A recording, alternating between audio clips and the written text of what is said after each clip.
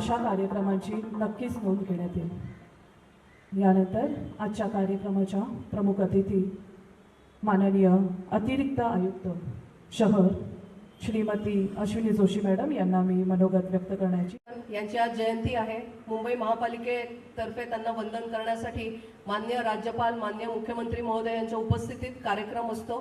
तर माझ्या वतीने सुद्धा मी बाबासाहेबांना आदरांजली अर्पण करते। मुंबई अग्निशमन दलाशी माझा संबंध मी 2019ला अतिरिक्त आयुक्त असल्यापासून आहे। 2019ला अतिरिक्त आयुक्त पश्चिम उपनगरे असताना सुद्धा मुंबई अग्निशमन दलाचं कामकाज जे आहे ते अतिरिक्त आयुक्त म्हणून माझ्याकडे होतं। आता सुद्धा हे कामकाज माझ्याकडे आहे आणि आपल्याकडे जी डिझास्टर मॅनेजमेंटची अथॉरिटी आहे तर त्याची शहराची अध्यक्ष म्हणून आपल्या कामाशी माझा वारंवार संबंध येतो। आता कार्यक्रमाच्या सुरुवातीला वेगवेगळ्या आगीच्या घटनांमध्ये जे अधिकारी कर्मचारी शहीद झाले, ज्यांनी हौतात्म्य पत्करलं, त्यांचा उल्लेख केला गेला। मला असं वाटतं की आताच्या काळातली अग्निशमन दलासमोरची जी आव्हानं आहेत ती अतिशय वेगळी आहेत। आपल्या CFOना आठवत असेल, घाटकोपरचं होर्डिंग पडलं त्यावेळी आपण 4-5 तास सगळेजण तिथे होतो। मोनोरेलची दुर्घटना होता होता टळली त्यावेळी सुद्धा आम्ही सगळे प्रशासन म्हणून अग्निशमन दलासोबत तिथे उपस्थित होतो। ही अतिशय वेगळ्या पद्धतीची आव्हानं आहेत। म्हणजे घाटकोपरचं होर्डिंग पडलं त्यावेळी तिथे अंडरग्राऊंड CNGचा टाकी आहे, ती पंपाची ब्ल्यूप्रिंट पाहिल्यानंतर आम्हाला कळली आणि मग त्याच्यानंतर माध्यमं असतील आणि सगळीकडून एक पॅनिक सिच्युएशन तयार झाली की गॅस कटरने ते पटापट कट का करत नाही। आपल्या अग्निशमन दलाचे प्रमुख आले आणि ते म्हटले की मॅडम हे जर मी कट करायला गेलो तर इथे मोठा स्फोट होईल। अशा वेळी मला असं वाटतं की प्रशासन म्हणून आमचं कर्तव्य आहे की जरी मी इन्सिडेंट कमांडर म्हणून तिथे उपस्थित आहे तरी मी CFOना सांगितलं की I will go by what you say. तुम्हाला तो संपूर्ण CNG रिलीज करायचा आहे, त्याच्यासाठी 3 तास लागणार असतील तर आमची थांबायची तयारी आहे, आमच्याकडे भरपूर वेळ आहे, we are not in a panic. तर मला असं वाटतं की हे तांत्रिक काम आहे।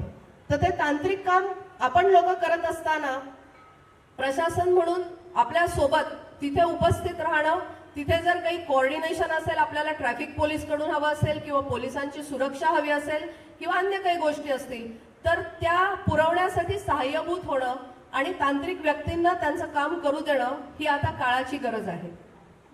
तसाच मी उल्लेख करेन मोनोरेलच्या घटनेचा सुद्धा। मोनोरेलच्या तिथे आम्ही जेव्हा विचारलं की आतमध्ये किती लोक असतील तर आम्हाला सांगण्यात आलं की 103 टन वेट आहे।